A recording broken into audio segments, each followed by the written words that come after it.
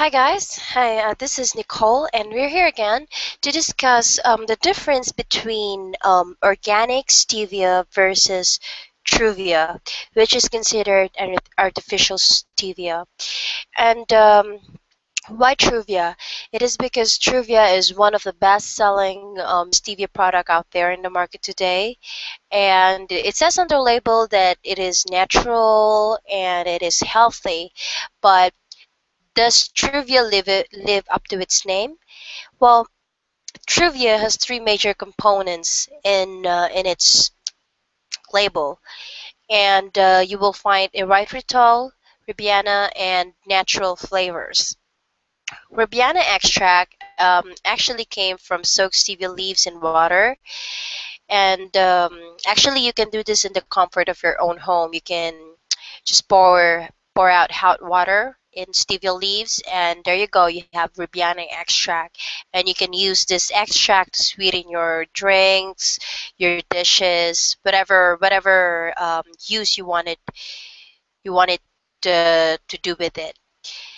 And however, what Cargill Company does is they put these leaves in a 40 plus process, which includes bad chemicals like acetone, methanol, ethanol, acetonitrile, and isopropanol. To be honest with you, the only chemical that I'm familiar here with is just acetone and isopropanol.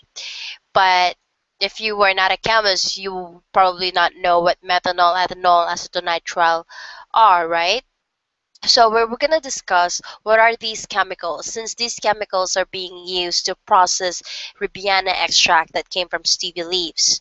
So the first ingredient is acetone. It is used typically for cleaning. It is also used in nail polish remover and paint thinner. So if you're a woman and if you do your own nails, you probably understand why acetone is dangerous for your health. You can tell it by just smelling it. It has a very strong smell, and it dries really quick.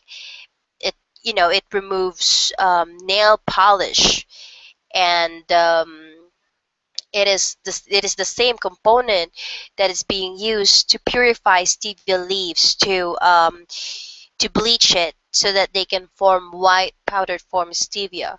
And the next chemical is methanol. It is a highly toxic liquid which makes it unfit for human consumption. It is used in antifreeze, biodiesel, fuel, and solvents. Methanol is highly toxic liquid. And imagine this chemical is being used in rebaudiana extract, which is the same chemical being used in antifreeze, biodiesel, fuel, and solvents. So you cannot imagine yourself taking this methanol, ingest it to your body because it's dangerous. And now you know why Truvia is not stevia at all, because they are using highly toxic liquid materials to process rebaudiana extract into something that is refined so that they can form a white powder form stevia. The next chemical is ethanol. It is also called ethyl alcohol or purine drinking alcohol. It is flammable and used in antiseptic solutions and alcohol spirits. You probably know what this is, right? So if you're a drinker, yes, ethanol is being used to form alcoholic beverages. And acetonitrile, it is used as a solvent to purify butadiene. It is commonly used in battery applications, pharmaceuticals, and photographic film industries. Well, if you are wondering what butadiene is, it is a chemical used for making rubbers. And acetonitrile is used to purify this kind of chemicals like butadiene. And the last but not the least is the isopropanol. This is water and evaporates quickly. It may be converted to acetone when processed. It is widely used as a solvent and cleaning fluid. So can you just imagine yourself taking these chemicals in your coffee, juice, and in your food? And that probably explains why that whenever you're drinking, artificial sweetener or Truvia, as your sweetener in your coffee, it gives you this odd feeling, something that you don't feel whenever you are using, like, an ordinary table sugar. It is because these products out there in the market are not natural, and if the substance that you are ingesting in your body is not natural, your body is definitely gonna react to it. These chemicals are toxic, and if you are going to continue using this product in the long run, it is not impossible that it can cause serious damage to your health. And let's go back to Truvia. Another substance found in Truvia is what we call the erythritol. Erythritol is a natural sweet substance found in many fruits, and erythritol in essence is natural. Since erythritol comes in a small amounts in fruits, it would be costly. It will be impossible for a company to use erythritol as part of their ingredients list, especially if this is a sweetener, because it comes in small amounts. And what they do to make it feasible is erythritol now is being chemically converted by turning a modified corn to a food grade starch. And part of the process is the fermentation of this food grade starch to produce glucose, then process it to create erythritol. And so basically, what is on the label of Truvia is not erythritol at all. It is just a product of a fermentation process from a modified corn becoming to food grade starch, and there's going to be fermentation, and it's going to be converted to glucose until it's become chemically converted into erythritol. So erythritol in essence in the label of Truvia is not natural at all. So if you are a person who is trying to change your lifestyle into organic lifestyle, Truvia is not the sweetener for you, because as I explained earlier, it is made up of refined substances. All right, they use harmful chemicals that could cause serious illness to your body in the long run. And last but not the least, they don't tell the truth. They say on the label it's natural, but it isn't. So if you think that you are ingesting healthy stuff into your body, definitely you have to think again. So if your question is, all right, it is so hard to trust right now. There's so many products in the market today. They all say it's natural, it's safe. Well, you are responsible for your own health. What I can say is check the label. If you have time, you make research out of it, and if they have good feedback, then you are on the safe side. But if I were you, I'd rather take the whole thing. Instead of buying canned prunes, I'd rather take the prune itself, the fruit itself, right? So instead of buying um, preserved fruit, I'd rather eat the fruit, you know, because these products in the shelves today, in order for them to be packaged, they need to be processed, and part of that processing would be preservatives and additives to make their product more presentable in the eyes. But in essence, you're not doing your body anything good, because you are feeding it processed food. So rather go ahead and take the real thing. So same thing with stevia. If you need to cut back from sugar and you were looking for a perfect sugar replacement, definitely stevia is a good choice. I cannot complain on that, because I'm a stevia user myself for quite some time now. It does to me wonderful health benefits, and I can see, and it shows, it's very visible in my appearance right now since I cut back from eating sugar. I lost a lot of weight, my complexion becomes better, and I have more energy than ever.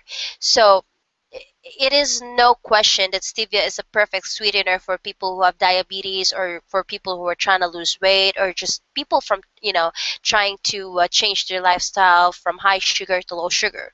Stevia is a perfect sweetener for you. But if you are taking refined stevia, you know getting the powder form, you're not getting the full benefits out of stevia at all. You are just ingesting your body with the refined extracts, just partial extracts from stevia, plus the chemicals they use to process it to form white powdered form stevia. So if I were you, just get dried leaves of stevia. You know, the find a local farmer, you can get one. Or if you don't know where to get your supplies from, I'll be providing a link below where you can get your supplies from. It is a reputable farm. They dry the leaves very carefully. They know what they're doing. um, Whatever they use to produce good crops, they use organic materials. And I'm sure, because it has been referred to my friends, I came to see the place. It is a beautiful farm, and they produce quality crops without chemicals, so that you get to enjoy more health benefits out of taking stevia. Dried leaf stevia over raw stevia. I'd rather get a dried leaf stevia because it has more shelf life, especially for the winter. You need to stock. So in order for you to get your stock, then just get dry leaf stevia, and you don't need to use that much, because um, it little goes a long way, because the stevia is 200% sweeter than regular sugar. Definitely you don't have to put a whole tablespoon of stevia in your coffee, because it is really sweet. So it depends on your taste buds, though. So if you have a high demand for sweetness, then you can add a little more. No problem with that, because stevia is zero free calorie sweetener.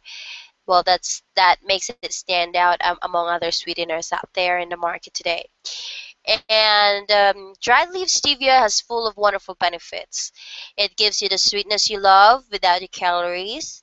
It has wonderful antibacterial properties that improves your mouth health, and it does not promote cavities to your teeth. Imagine that. But it does the opposite. It helps your mouth to be healthier and fight those bacteria that is the cause of cavities and bad breath. It is full of antioxidants, which makes you younger, and it does help you get a good immune system. It has my vitamins and minerals for a healthy complexion, for a whole health basically, and yeah, it helps in alleviates high blood pressure. I don't know why, but according to animal tests, most of the animals who took stevia have lower blood pressure compared to those who are taking regular sugar.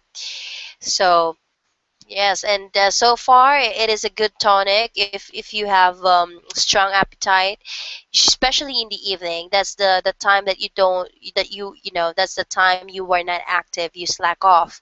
So basically, you need to eat less whenever this time comes. So if you need something that controls your appetite, I think stevia is a perfect appetite suppressant. So before you eat anything, just like make a tea out of stevia and drink it before meals, and you will notice that your appetite becomes controllable, unlike before. And yeah, if you want to know more about the benefits of what stevia can provide to you, then I have other videos. I'll be providing a link below, and I'll be providing good resources to convince yourself more why you want to take stevia as an alternative sweetener to sugar. So I hope you learned something tonight, and I wish you to be healthy. Read the labels, don't get fooled.